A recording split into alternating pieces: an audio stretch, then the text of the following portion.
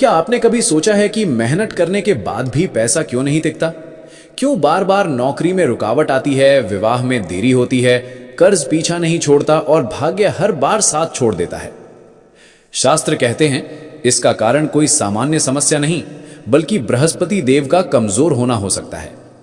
देवताओं के गुरु बृहस्पति, जो ज्ञान, धन, संतान, विवाह और भाग्य के स्वामी हैं, यदि आपसे रुष्ट हो जाएं तो जीवन में संघर्ष की आंधी चलने लगती है, और यदि वे प्रसन्न हो जाएं तो वही व्यक्ति रातों रात भाग्यशाली बन सकता है। सबसे चौंकाने वाली बात यह है कि गुरुवार के दिन की गई एक छोटी सी गलती या सही उपाय आपका पूरा भविष्य बदल सकता है। तो आखिर कौन सा रहस्य है जो 90% लोग नहीं जानते, और वो कौन सा उपाय है जिससे बृहस्पति देव स्वयं आपके घर में कृपा बरसाते हैं? आज की इस कथा को अंत तक जरूर सुनिए, क्योंकि अंत में बताया गया उपाय आपके जीवन की दिशा बदल सकता है। 3D ये व्रत विशेष रूप से धन समृद्धि की प्राप्ति, भाग्य में वृद्धि, घर में सुख शांति की स्थापना और मनोकामनाओं की पूर्ति के उद्देश्य से किया जाता है। शास्त्रों में स्पष्ट रूप से बताया गया है कि जो व्यक्ति श्रद्धा, विश्वास और शुद्ध मन से बृहस्पति व्रत का पालन करता है, उसके जीवन से धीरे धीरे दरिद्रता, रोग, मानसिक कष्ट और दुर्भाग्य का प्रभाव समाप्त होने लगता है तथा उसके कार्यों में सफलता और स्थिरता आने लगती है। इतना ही नहीं, ये भी माना गया है कि केवल बृहस्पति व्रत की पावन कथा को ध्यानपूर्वक सुनने मात्र से भी व्यक्ति को पुण्य की प्राप्ति होती है, मन को शांति मिलती है और जीवन में सकारात्मक ऊर्जा का संचार होता है, जिससे आने वाले समय में सुख, समृद्धि और शुभ फल प्राप्त होते हैं। राजा चंद्रविक्रम अत्यंत शक्तिशाली, पराक्रमी और अपार धन संपत्ति से संपन्न था, लेकिन उसके हृदय में ईश्वर के प्रति कोई श्रद्धा नहीं थी। उसे अपने बल, वैभव और बुद्धि पर इतना घमंड था कि उसने राज्य में दान, पूजा पाठ और साधु संतों के आगमन तक पर प्रतिबंध लगा दिया था। उसका दृढ़ विश्वास था कि संसार में जो कुछ भी मिलता है वो केवल मनुष्य की मेहनत से ही प्राप्त होता है और किसी दैवी शक्ति का इसमें कोई योगदान नहीं होता। धीरे धीरे यही सोच उसके भीतर अहंकार का रूप लेती चली गई, और वही अहंकार अंततः उसके पतन का कारण बना, जिसने उसके वैभव और सुख शांति को नष्ट कर दिया। राजा के निरंतर बढ़ते पाप कर्मों और अधर्म के कारण धीरे धीरे पूरे राज्य पर संकट के बादल मंडराने लगे। कुछ ही समय में राज्य में भयंकर सूखा पड़ गया। खेतों की हरियाली सूख कर राख बन गई, नदियां और तालाब सूख गए और पीने के पानी तक का संकट खड़ा हो गया। अन्न का भंडार समाप्त होने लगा, लोग भूख और प्यास से तड़पने लगे और चारों ओर हाहाकार मच गया। जिस खजाने पर राजा को अत्यंत गर्व था, वो भी धीरे धीरे खाली हो गया और वैभव में डूबा रहने वाला वही राजा अब असहाय, विवश और चिंताग्रस्त होकर अपने भाग्य को कोसने लगा। रानी आरोही स्वभाव से अत्यंत धार्मिक, करुणामयी और ईश्वर में गहरी आस्था रखने वाली थी। जब उसने राज्य की दुर्दशा और प्रजा का कष्ट देखा तो उसका हृदय द्रवित हो उठा और उसने श्रद्धा से बृहस्पति देव से मन्नत मांगी कि यदि उनके आशीर्वाद से राज्य इस संकट से उबर गया, वर्षा हुई और प्रजा का जीवन बच गया, तो वो जीवन भर बृहस्पति व्रत का पालन करेगी। रानी की सच्ची भक्ति, तप और निस्वार्थ प्रार्थना से प्रसन्न होकर बृहस्पति देव ने कृपा बरसाई। आकाश से अमृत समान वर्षा हुई, सूखी धरती फिर से हरी भरी हो गई और कुछ ही समय में राज्य पुनः समृद्धि, सुख शांति और वैभव से भर उठा। राज्य में पुनः सुख समृद्धि आने के बाद राजा और रानी दोनों अपने दिए हुए वचन को भूल बैठे और उन्होंने बृहस्पति व्रत का पालन नहीं किया। ये वचन भंग बृहस्पति देव को अत्यंत अप्रसन्न कर गया, क्योंकि शास्त्रों में वचन की पवित्रता को धर्म के समान माना गया है। इसके दुष्परिणाम शीघ्र ही सामने आने लगे। अचानक शत्रुओं ने राज्य पर आक्रमण कर दिया, खजाना लूट लिया गया और नगर में फिर से हाहाकार मच गया। पराजित होकर राजा और रानी को अपना महल छोड़कर जंगलों में भटकना पड़ा, जहां उन्हें घोर गरीबी, भूख, अपमान और असहनीय कष्टों का सामना करना पड़ा और उनका वैभव पल भर में मिट्टी में मिल गया। समय की मार ने राजा को इस कदर तोड़ दिया कि जो कभी सिंहासन पर बैठता था, वही अब जंगल से लकड़ी काटकर बेचने को मजबूर हो गया। रानी, जो कभी महलों में सेवा पाती थी, अब दूसरों के यहाँ मजदूरी करके अपना पेट पालने लगी। उनकी मासूम बेटी कई कई दिनों तक भूखी रहने लगी और परिवार के लिए 2 वक्त की रोटी जुटाना भी कठिन हो गया। ये सब किसी शत्रु का नहीं, बल्कि उनके अपने कर्मों और वचन भंग का ही परिणाम था, जिसने उन्हें वैभव से गिराकर घोर दरिद्रता की अवस्था में पहुंचा दिया।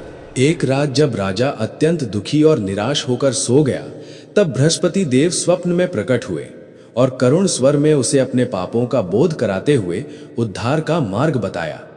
उन्होंने कहा कि यदि वो अपने जीवन की विपत्तियों से मुक्त होना चाहता है तो श्रद्धा और नियम पूर्वक गुरुवार का व्रत करे, पूजा में चने की दाल और गुड़ अर्पित करे, स्वयं पीले वस्त्र धारण करे और बृहस्पति व्रत की पावन कथा को श्रद्धा पूर्वक सुने तथा दूसरों को भी सुनाए। बृहस्पति देव ने यह भी बताया कि इन नियमों का सच्चे मन से पालन करने पर ही उनकी कृपा पुनः प्राप्त होगी और जीवन में फिर से सुख, शांति और समृद्धि लौट आएगी। रानी ने बिना विलंब किए उसी दिन से पूरे श्रद्धा और नियम के साथ बृहस्पति व्रत आरंभ कर दिया। उसके सच्चे मन की भक्ति और तप का प्रभाव धीरे धीरे दिखाई देने लगा। आसपास के लोग उनकी सहायता के लिए आगे आने लगे, भूखी परिवार को भोजन मिलने लगा और जीवन में आए हुए बड़े बड़े संकट धीरे धीरे कम होने लगे। निराशा की जगह आशा ने लेनी शुरू कर दी और यह स्पष्ट होने लगा कि बृहस्पति देव की कृपा पुनः उनके जीवन में लौट रही है। परिस्थितियों को सुधारने की आशा में राजा व्यापार करने के लिए बाहर गया, लेकिन मार्ग में डाकुओं ने उसे लूट लिया और उस पर झूठा आरोप लगाकर नगर के सैनिकों ने उसे बंदी बना लिया। निर्दोष होते हुए भी उसे कारागार में डाल दिया गया, जहां चारों ओर निराशा और अंधकार छाया हुआ था। लेकिन विपत्ति की उस घड़ी में भी राजा ने बृहस्पति देव पर विश्वास नहीं छोड़ा और जेल में रहते हुए भी गुरुवार व्रत का पालन किया। उसी रात बृहस्पति देव की कृपा से नगर के राजा को स्वप्न में सच्चाई का दर्शन हुआ, जिससे उसे वास्तविक अपराधियों का पता चला और अगले ही दिन राजा की निर्दोषिता सबके सामने प्रकट हो गई। बृहस्पति देव की कृपा से राजा पूरी तरह निर्दोष सिद्ध हुआ और उस पर लगे सभी झूठे आरोप हट गए।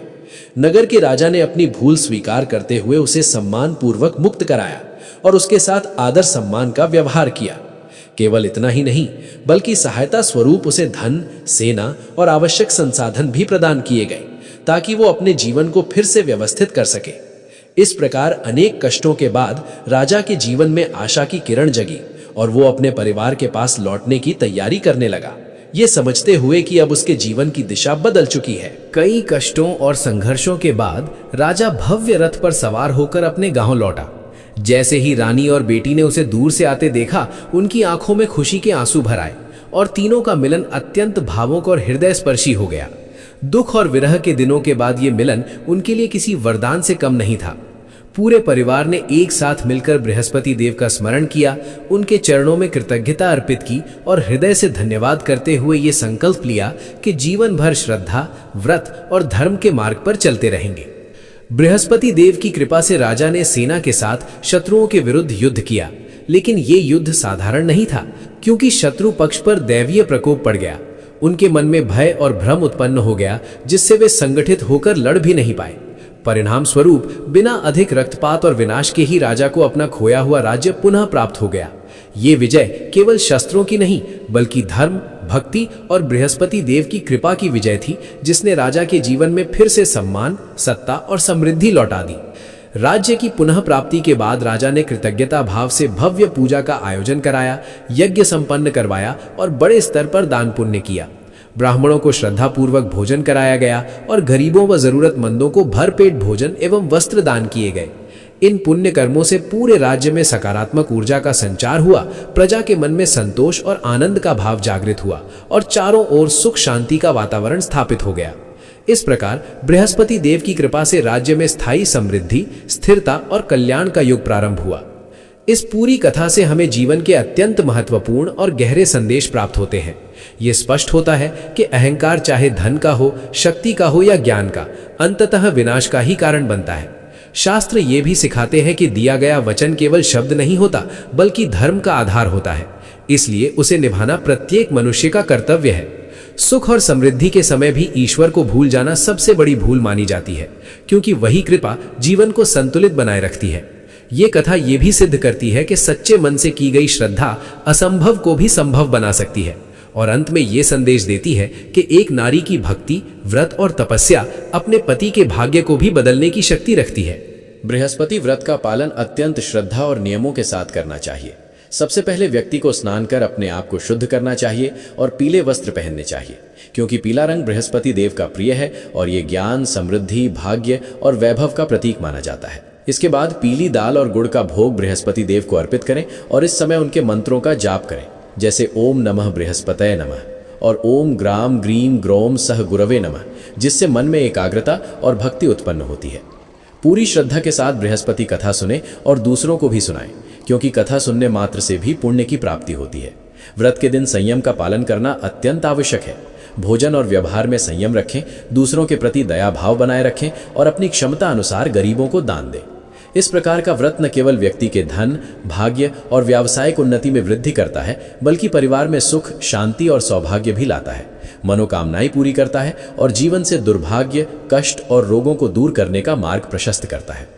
इसलिए बृहस्पति व्रत को सच्चे मन और निष्ठा के साथ करने से जीवन में चमत्कारिक परिणाम प्राप्त होते हैं और व्यक्ति को हर प्रकार की कठिनाइयों से मुक्ति मिलती है।